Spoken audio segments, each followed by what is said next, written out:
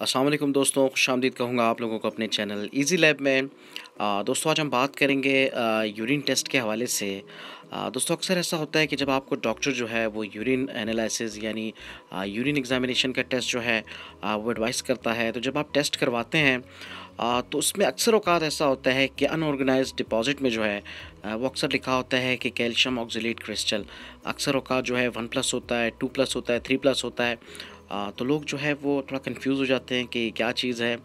तो उसी के बारे से हम बात करेंगे। तो दोस्तों वीडियो में आगे बढ़ने से पहले आप दोस्तों से गुजारिश है कि चैनल को जो है वो ज़रूर सब्सक्राइब करें ताकि हर नए आने वाली वीडियोज़ की नोटिफिकेशन जो है आप लोगों तक जो है बर वक्त पहुँच सके।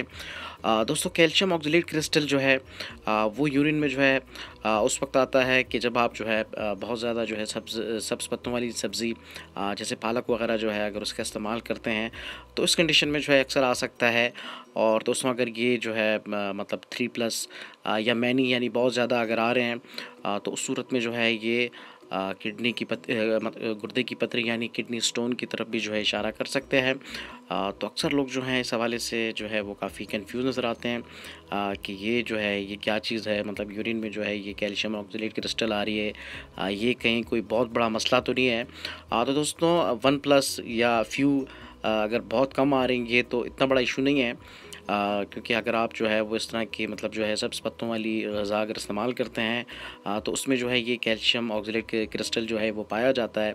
और अगर जो है बहुत ज़्यादा आए दोस्तों तो उस सूरत में जो है ये किडनी स्टोन यानी जो गुर्दे की पथरी होती है उसकी तरफ जो इशारा कर सकता है। तो दोस्तों ये थी कैल्शियम ऑक्सलेट क्रिस्टल के हवाले से एक छोटी सी जानकारी। उम्मीद करता हूँ आपको ज़रूर समझ आई होगी। तो thank you so much for watching. अस्सलाम वालेकुम।